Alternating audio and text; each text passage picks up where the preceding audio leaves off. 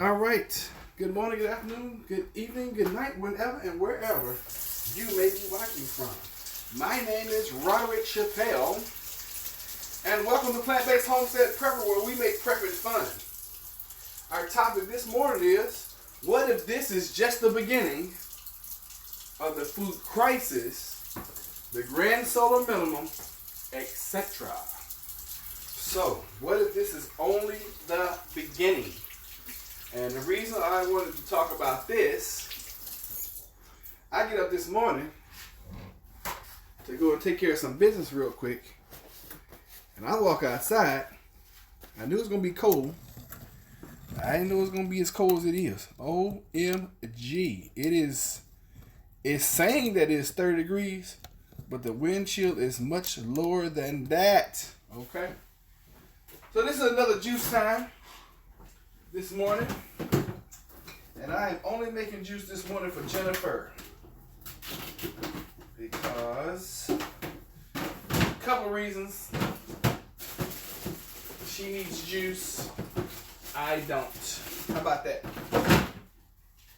So we're just gonna grab a few items here, come over here to our heated cutting board. I turned on the oven this morning. I was like, man, it's cold. And for those that have been following us, we still don't have heat. I mean, we have heaters and all that kind of stuff. As far as heat for the house, man, it's kind of overrated. I'm finding out. Not really. Jennifer's gonna make me fix this heat. I can tell y'all that already. I know that for certain. And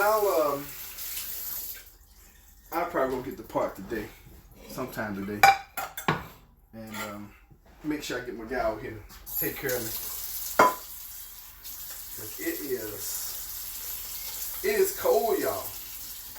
And if you don't know it's cold, then I need to be in your skin.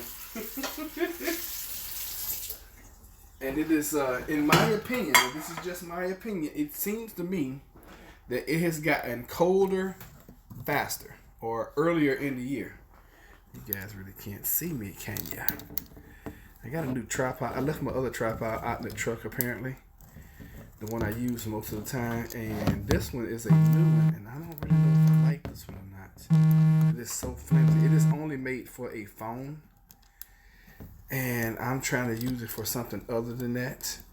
I got it hooked up to my little kit. I don't know how to call it. I don't know what to call it. But yeah, y'all, it is like bone chilling cold outside. I mean, it's one of those ooh-wee colds, you know. If you don't know what an ooh-wee cold is, I'm explaining to you right now. A ooh-wee cold means you walk outside and you go ooh-wee. One of those. That's how cold it is outside. So ooh-wee cold. All right. But, you know, it's not like we didn't have a warning. They've been talking about it all week. They've been saying it was going to get cold. And what if this is only the beginning? What if we're going into the grand solar minimum? And what if this is our new norm? Where the growing seasons are much shorter because it's just cold. What if, you know? And we as humans, we are resilient. Okay, so the one thing that all we need to do, we need about a year. I'm talking about the human race, the human population. We need about a year, and we'll get adjusted, you know. But what are some things that will change in your life if this is your new normal? What are some things that are going to change in your life if this is your new normal? You wake up and it just doesn't rise above like 40, 50 degrees. How are you going to grow things? That's why I'm like, hey, start growing some stuff inside your house. Learn how to grow, stuff inside your house, because what if? What if the sun don't come out anymore? What if it's just distancing itself from the earth? Because we know that without the sun, everything changes, right? What if this time next year, or what if the springtime next year, 2020, instead of it going into spring, what if it just goes back into fall and then back into winter again? What if, you know? And these are the kind of questions that I want you to start asking yourself. Just play the what if game, because, you know, what would you do? That will be a new normal. So instead of cooling your house in the summertime, you have to warm your house all the time. What difference is it going to make? How will you do that? Have you figured out alternate heating sources? You know, if the power goes out like in California, how are you gonna stay warm? Do you have enough blankets? Do you have enough tea candles? Do you have propane? Do you have backup? Do you have backup to backups?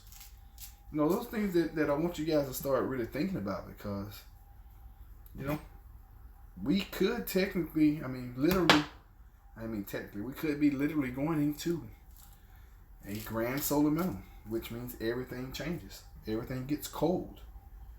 And that could last for years. That could last for decades. So, just something to think about this morning, that's all. What are some of your thoughts?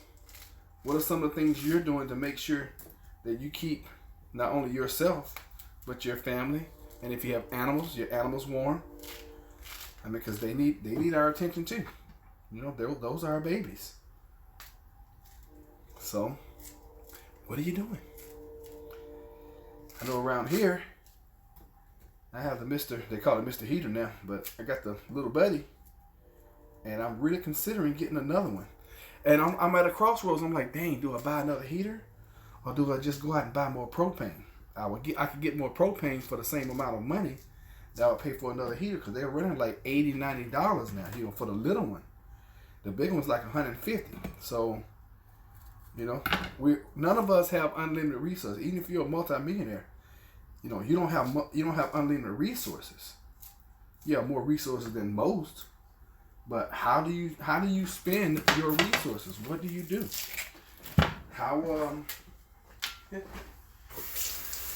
So those are just questions that I was thinking about this morning as I was getting up and out and about. Because before I even came home, I've already done, you know, like 20, 30 minutes worth of work. Just getting out the stuff that's in the back of my truck. It was ridiculous. I had accumulated so much trash. And when you do the line of work I do, that happens. You know, every week or so, I have to go and dump my truck because I just accumulate trash. And I was out there in that cold, and I'm like, oh my goodness, it is so cold. And the wind chill, I mean, it's like 30 degrees, but the wind is blowing, and it's blowing, you know, kind of hard. You can feel that Arctic just, whoo, it cuts through your coat, you know. And I got one of those heavy duty, really heavy duty coats. So I know I've already started Jennifer car for her, because I know if she had to go out there in a cold car, she would just die. She would just instantly just turn into like the wicked witch of the west and just melt away. Because that girl cannot stand to be cold. Now, I'm not too fond of it, but I've never met anybody who just couldn't stand being cold. And that is my honey. So, you know, just some food for thought this morning. I didn't want to keep you guys long. Just wanted to give you some thought-provoking questions. Alright? And if you are new here, I practice what I preach, okay? Look over my shoulder. Those are all avocado plants growing in my kitchen window. Here are some, lost my light. Here are some pineapple plants growing in my kitchen. Here are some avocado seeds started, okay? So I practice what I preach and teach. So what are you doing? What are you doing, and what are you going to do to ensure that not only you're going to stay warm, but that you're going to have food to eat. What are you doing? What are you doing now? And it's important now while the times are quote unquote good, because once it happens, it's too late. I mean, how many people know that? You know, the best time to have insurance is before something happens, because once it happens, you can't get the insurance. It's too late. They don't retroact insurance. And right now, food preps, warmth preps are insurance that you're going to quote unquote survive. You know, and I keep saying this. I believe that there will be people who are not preppers that will survive, you know, if it gets any worse, because we are resilient. You know, a lot of us are too honorary. Is that the right word? To die, you know, in a situation. And it's that will to live, you know. It's that will to live that's going to keep a lot of people alive. But I don't want it for you and your family. I don't want you guys to be lacking, you know. Don't want you living in lack. I want you to have an abundance of everything you need. So that's why I keep coming in. That's why I keep talking. That's why I keep hammering the same thing over and over again. You know, repetition is the mother of all learning. Repetition is the mother of all learning. Repetition. How do you learn? How do you teach a child their ABCs? By repetition. How do you learn anything? How do you learn it? You have to repeat it over and over. I remember when I was in school and we were learning how to cursive write. It was hours and hours and hours and hours and painstaking hours of just doing it over and over again. That's how you learn anything. And I can't believe I don't have a bag around here for compost. All right, so I got to create something. I just put my stuff in here. How about that? We'll just put it in this little doohickey right here. And we'll take it out and dump it. For those that watched my live yesterday, I just dropped stuff on the floor. So I'll get that up. Oh, and clean that up, because pineapple gets sticky once it dries. It gets very sticky. Why did you escape? Alright, so I'm gonna throw this juice together real quick, guys. I'll keep you guys live with me. Put this over here. I don't know what it is. I don't like getting my cutting board dirty, you know. And for those that are new here, my cutting board is my stove, because we really don't use the oven. Well, we don't use the stove top that much at all. It's pretty much a very large cutting board now, because a lot of things that we eat are raw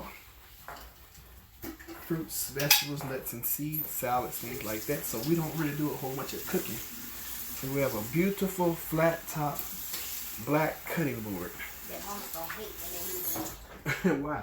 Why is she gonna hate it? She don't like these? No, that's not it. Well, she probably won't mind. At least she'll be able to use it. That's how I said she won't mind when she uses it, because I don't care if she scrapes it up. It doesn't matter. It's supposed to be used. But where she lives at currently, you know, it's a problem. Yeah, it's a problem. So I found a property for us. We can go look at this morning. Yeah, I think our timeline for moving in is gonna be, or moving out and getting another house is gonna be like March of next year. Oh, really? I was thinking between March and July. Okay, so yeah. Because I gotta get the taxes filed. We need 2 years, and since we filed last year together, we just filed this year together. All right, sounds great. And we'll be good to go. Well, very nice property. It's 3 and 2, sitting on like 1.5 acres. Okay. But it's gonna be a drive. Don't need a fence. You got 5 dogs. Don't need a fence. Trust me. It's in the middle of I ain't gonna say it's in the middle of nowhere. It's out there, like almost in nowhere. Where is it? Gates County. I don't know if we're ready to move to North Carolina. It's a long drive for everybody to get to work. Okay, it's only like 20 minutes from Suffolk. It's like in the central area of everything. So we'll see. If it doesn't work, it doesn't work. And these are the conversations that we have in the morning, y'all. Well, you know what? It might work out just fine depending on how much Geisha actually likes to work. We were just having a conversation yesterday. How much you like what? How much she wants to keep me as an employee. Oh, really what? Because we were just having a talk yesterday because Cheryl is moving to New Jersey and she's one of the critical people on the parts team, and we don't understand what David's problem is because he doesn't want her to work remotely. So she's basically having to consider becoming a contractor. Oh, really? In order to keep her position with Swiss Law. And Geisha's like, I don't really understand what the problem is. If you have an so employee. She gonna do the same job, you're just gonna pay her more. Basically. Okay, well, hey. So Geisha's like, I don't really understand what the problem is because if you have an employee who you know is gonna work and do the job and they are moving away and they're gonna be too far to come to the office every day, then why wouldn't you allow them to work remotely? Hey everybody, good morning, good morning, good morning. Rather great salad. So yeah, so he's giving her a hard time about all of that, and she doesn't really know if she wants to become a contractor, and I mean, like, that's a whole thing. Oh yeah, I mean, cause you gotta get licensed, right? And get so, a startup business, and that, and then the get fact your own insurance. as a contractor, you're not actually supposed to work for only one company. Right. You have to work for more than one company to be a legitimate contractor. Otherwise, you're an employee. So yeah, so she and I were talking, and she was just like, I really don't see what's happening. So, should we move far away? Because there's nothing I do that I can't do remotely. Right. So should we move far away? And it's inconvenient to come to the office every day, and I only can come in like once or twice a week, or once a week, or once a quarter, or whatever. They should not opposed to that. He was like, it's just a matter of sitting down and talking. Somebody's gonna do the job. I mean, right, and that's what she was saying. She was like, if you know the person's gonna do the job, and it's just as easy to keep them on as an employee than it is to hire and train somebody new. Because a lot of companies are going to that now. They're like, yeah, just work from home. Oh yeah, a lot of companies are offering telecommute as a main way of working. Queenie, oh my God, Queenie is here. Queenie, people have been asking about you like crazy. How are you doing? They show. Give us an update. And I need your contact info. I need you to email me so we can stay in touch. So yeah, but anyway. Email me at plantbasedhomesteadprepper@gmail.com. And Heartspeak LLC at gmail.com. That's Jennifer's new channel. So when you're not here, you can go check out Jennifer's channel. But I'm so happy to see you this morning. Good morning. Yes. Everybody's been asking about you. Matter of fact, I think they were just asking about you either yesterday or the day before. Like, where is Queenie? No, it was the day before. Yeah, it was the day before. Yep, they're like, where is Queenie? Have you heard from Queenie? I'm like, no, she popped in here about a week ago, but I haven't heard from her since. And then she popped away. So yes, everybody's still asking about you. Everybody still loves you, and everybody wants to know how you're doing. Yeah. So give me an update so I can report to everybody. We gotta tell. You tried to email y'all and it didn't go through. What? The world? Your little raggedy email. Well, post your email and I'll email you. How about that? Maybe she don't want the world to have her email. The world won't have her email. The chat goes away after the thing is over. Oh, you live.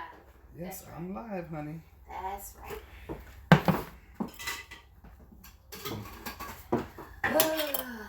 I am live and in color myself. Late work. Yeah, you are, because you kept laying that through your alarms. And Miss you too. You trying to judge me? Don't miss judge you me. too. Yes. We miss you. I'm not in the mood to be judged this morning. It's kind of rude. Well, judge so you can be judged later. Did you start my car? Is that what you did? The car is running. You so sweet. Mm-hmm. Lord, you sweet. Get away from me. Give me my juice, you jerk. Oh, goodness. So I made a liter of juice for Jennifer this morning. Thank you. Much obliged. I got up early and started her car for her. Much obliged again. Oh, she's really going to be happy about that because it's like really, really It's cold. like 4 degrees outside. It is so flipping cold. So anyway, y'all, thank y'all for being here. Queenie, plant-based homestead prepper at gmail.com. Please email me or text me 757-737-3955. All right. Thank you for being here, you guys. I will catch y'all later.